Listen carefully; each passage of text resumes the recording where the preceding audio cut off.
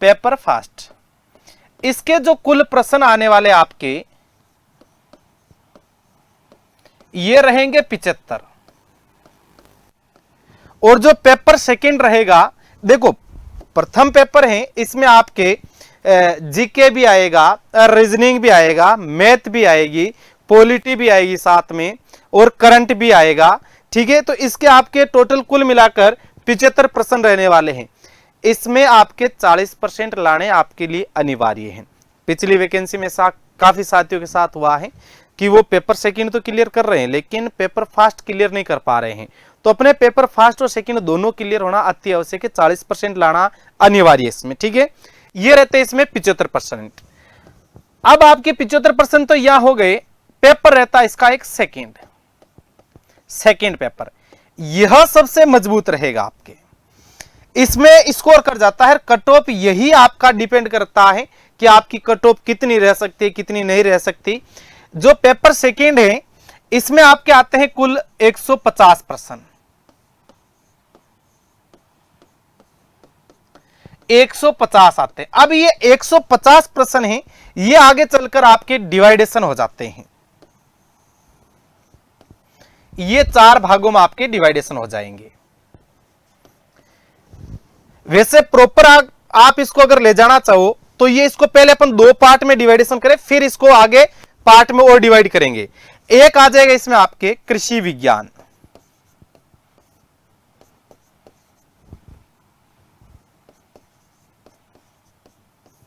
दूसरी आ जाएगी आपके साइकोलॉजी,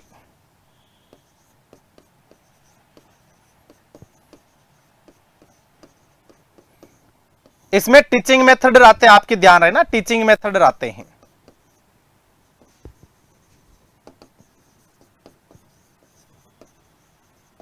टीचिंग मेथड इसमें आते हैं। अब कृषि विज्ञान और टीचिंग मेथड का इसमें प्रश्नों का है डिवाइडेशन।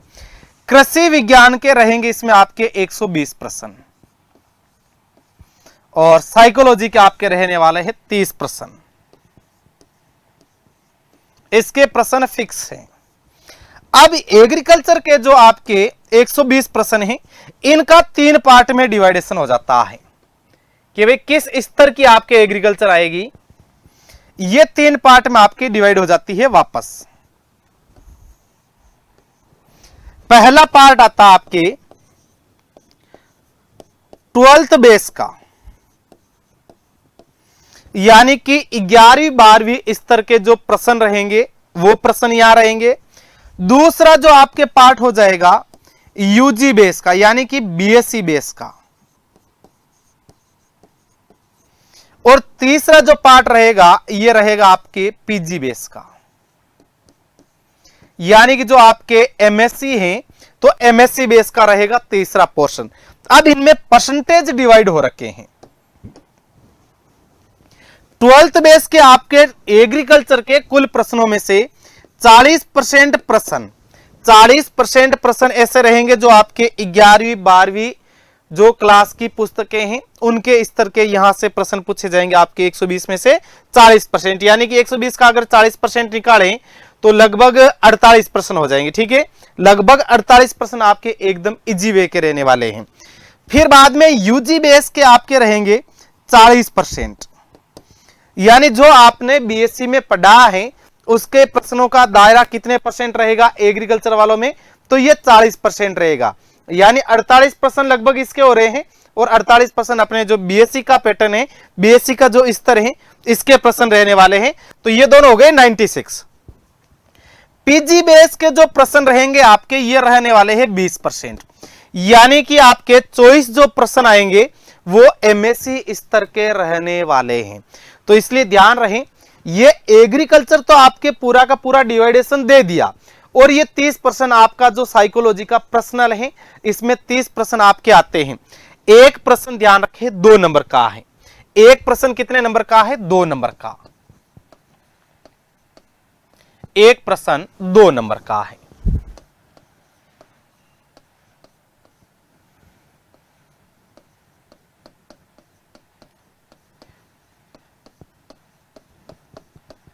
तो आपके देखो 75 गुणा 2 यानी कि 150 नंबर का तो पहला पेपर रहने वाला है और 300 नंबर का क्या है कि दूसरा पेपर रहने वाला है। यानी आपके टोटल 450 नंबर का पेपर रहेगा। टोटल 450 नंबर का आपके पेपर रहने वाला है। ये इसके देखो आपके हो गए 48 प्रश्न। 48 प्रश्न आपके 11वीं 12वीं स्तर के, 48 प्रश्न आपके बीएससी स्तर के और 24 प्रश्न आपके एमएससी स्तर के। इस स्तर के आधार पे आपको तैयारी करनी है, ध्यान रखें। कुल प्रश्न हो गए आपके 75, मल्टीप्लाई कर लो, एक क्वेश्चन है 2 नंबर का तो आपके ये हो गए 150 अंक। सेकंड वाला जो पेपर है